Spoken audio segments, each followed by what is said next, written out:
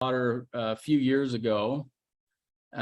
We have Santa Claus visit every year at a party. And, I was going along and I was thinking, I don't feel like I'm that overweight. And, you don't, you see yourself in the mirror, you get used to seeing yourself and really, I didn't feel like I was that overweight or whatever. But then I saw myself in some pictures, and just for me personally, it's not the way that it's kind of not the way I imagined myself, I guess, but it's also just not the way that I really wanted to look.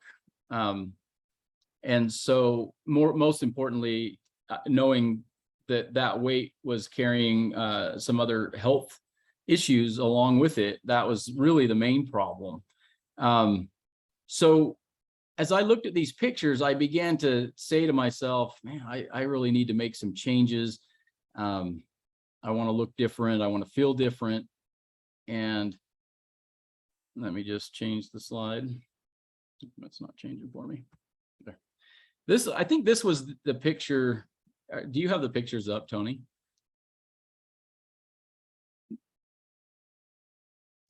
Yes, they're up now. Okay, good. So this is the picture of, sorry, I'm having technical difficulties here, but I'm going to fix that. No, I can't.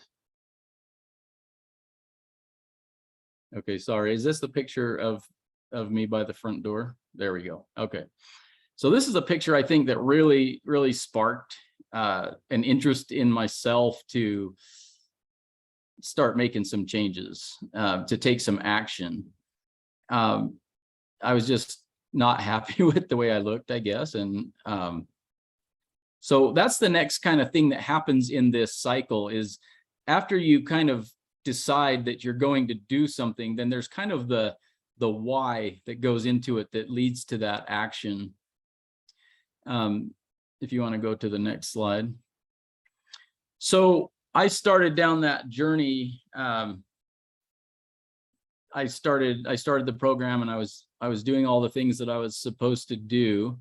The problem for me was that in the beginning, I wasn't trying to get healthy because I wanted to do something like create health or something positive. It was more of the negative things that I was looking at. I was looking at, well, I don't want to look like that. I don't want to weigh that much, things like that. Whereas, and those are the things that we're going to be talking about that are going to be they're kind of detrimental. They can be to your progress. So here in this picture, or in these two pictures, this is when I started making some progress, got down a few pounds, and then I started feeling pretty good about that. And I thought, I'm looking a little better and all that kind of stuff. And what happens in that part of the process is or at least with me, I decided, well, I could probably afford to eat some things that aren't on plan and that kind of thing. So, and for me, it was really a problem because I'm an emotional eater. I've always been that way. If I sit down to watch TV, sports or something, I've got to have something in my hand. I've got to be eating. And so I just figured I could handle it now. And the problem is that I got out of the habits that were helpful, and I started gaining weight back. Is there one more slide? Oh, that's kind of it. So hopefully I explained the process, the cycle that we're going to be talking about in a way that you could understand that. Yes, thanks for sharing that. I actually wanted to share something that Dr. Anderson said regarding this, focusing on what you want versus what you don't want. And let me bring this quote up from Dr. Anderson real quick. So this is in your Habits of Health book, and that cycle that Wade just described, you can actually find it in your Habits of Health book on page 79. That emotional conflict cycle is very similar to a yo-yo cycle, where you come into it wanting to problem solve. There's something that you don't want, And as you start to notice changes, all of a sudden that pressure is lifted, like Wade described, and the motivation kind of starts to dwindle in that process, or at least it can. And for many of us, it does. And as that happens, then as our motivation starts to go down, so does our desire to keep making those changes. And that's when we can start reverting back to old habit loops. So one thing that Dr. Anderson suggests in order, well, kind of talks about in the Habits of Health book is he says changing our emphasis from what we're against to what we're for can have a dramatic impact. In fact, there's a quote by Dr. Anderson in your Habits of Health book, another one that I really love. And this one's found on page 75. And he just says, when you try to change in order to get rid of negative feelings or situations, you will slip up once things get a little better. It just does not work long term. And so if our goal is ultimately to get to that healthy weight, understanding that this is a common cycle that occurs, it helps to know that ahead of time so that we can be flipping the script. So if you're thinking, oh, great, well, I came into this wanting to solve a problem. That's how Wade and I were. Then what? Well, if that's the case, if you came into this wanting to solve a problem and that's what drove you to get into action, or at least that's what's motivating you right now to think about getting into action, and you're wondering, am I going about it all wrong? The answer is no. Don't worry, you're not doomed. In fact, Dr. Anderson says your starting point is where you begin. It's not where you finish. So it's okay if you come into this wanting to solve a problem. Many of us do. Maybe it's because a healthcare provider told you that having diabetes is not going to serve you in the long term, or that you're in jeopardy because you're pre-diabetic, so something needs to change. Or maybe the extra weight on your knees is going to require a total knee replacement if you don't alleviate that pressure on your knees. That's problem solving. And that's okay if that's what drives us to action. What we're suggesting is then trying this micro habit. And this is an action step that we would like to suggest to everyone for moving forward. And this is a micro habit that Dr. Anderson suggests in the Habits of Health book. And it's a really good one. It's something very simple that we can do at a minimum when those thoughts enter our head, like something you don't want. You see a picture of yourself and you think, I don't want to look like that. Or your doctor tells you you have high blood pressure and you think, I don't want to be on another medication. I don't want to be on high blood pressure medication.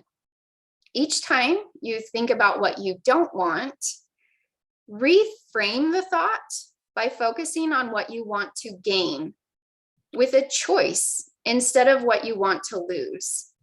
And that micro habit, in case you want to consider moving forward with this and working on this, as those thoughts of what you don't want pop in your head, happens to all of us, this can be found on page 78 of your Habits of Health book. So we wanted to take you through an example now of what this looked like for us, because we still encounter these days where thoughts of what we don't want pop into our minds. So Wade, I'm going to turn it over to you to provide this example. Okay, so then this is a good example of what we're talking about.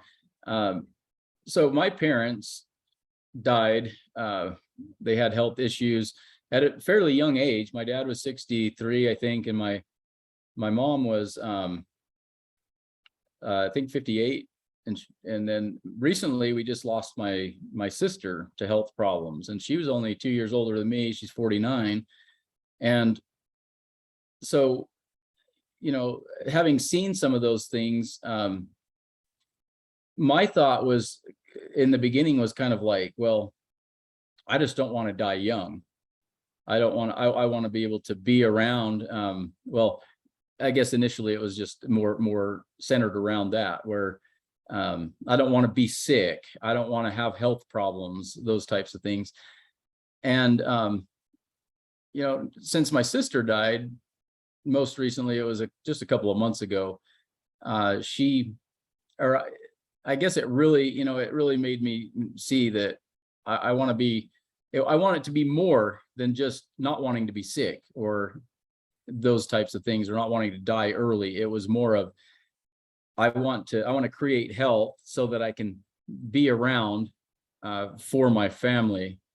And are you showing the slide, Toni?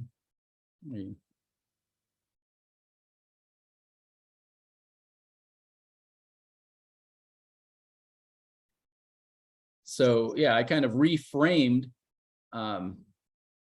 the way that that my mindset, the way I was looking at things, and going from the negative part or the problem solving part to something much more positive that's sustainable and just a much better way to go about it. And now I look at it more like I want to be around for my wife and kids.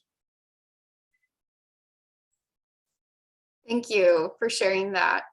And it's interesting because a lot of times, we even touched on this briefly, sometimes our healthcare providers will encourage us to make changes because they warn us about the negative consequences that may occur if we keep going in the direction that we're going in, which is helpful to be aware of those things. And we learn from the Habits of Health book that is external motivation. When we have someone else, whether it's our healthcare provider or whether it's our doctor. I actually got my education in public health, and that was what we were all about. I worked in tobacco prevention and control, chronic disease, and we always warned people about the negative consequences of not taking care of our bodies and the negative effects of smoking and all of that. However, just like Dr. Anderson said, when we're focused on what we don't want, like we don't want to get cancer, we don't want to have diabetes, everything we don't want, it doesn't carry us forward like it would if we're focused on that internal motivation. What do we really want to create with our health? And it's interesting because in the 7 years that I spent working in public health, which this bottom picture here, for those of you who are watching this either as a recording or live, that's when I worked in public health. And I loved what I got to do. It was very prevention focused. At least that was the aim that we were going for. And I even had a responsibility there when I worked at the health department to serve as a health coach. We had a worksite wellness program. Works a little different than what I do today because there people were assigned to me, not because they were like anxious to work on their health, but they were required to. There was a red flag with their health. Maybe they had high blood pressure, or maybe they had a chronic disease. And in that case, they were required by the insurance to have a health coach unless they wanted to pay higher premiums. So as you can imagine, not everyone was excited to work with me. I was super excited to work with other people, but that enthusiasm soon died when I realized I wasn't really making changes for people or helping them and guiding them through that, empowering them to make changes. I didn't have a system like I have today that I could plug people into that would help create predictable transformation and make real changes with their health. And as much as I wanted to help people, I can't say that I ever helped someone lower their blood pressure or get their blood pressure where it needed to be stable, or lower their cholesterol, anything like that, or get to a healthy weight. And that was discouraging. And it was no wonder that people didn't want to continue checking in with me. What good was I doing? They weren't seeing any results. There was no positive reinforcement with that, but it was a requirement with insurance. So fast forward years later, when Wade was looking for something to improve his own health, I thought I certainly should be able to help him. I've got degrees in health, but I was lost. I really didn't know where to begin. And though we had tried, I just didn't know where to start until I learned about this program. And what really impressed me was, yes, you could see the evidence of this evidence-based program. People were getting healthier, no doubt about that. But what caught my attention even more was it was more than just a number on the scale or reaching a healthy weight. People's health was changing in dramatic ways. For example, I was observing people who were reaching a healthy weight, and then in addition to that, their blood pressure was in the normal range, which for some meant no longer needing medication.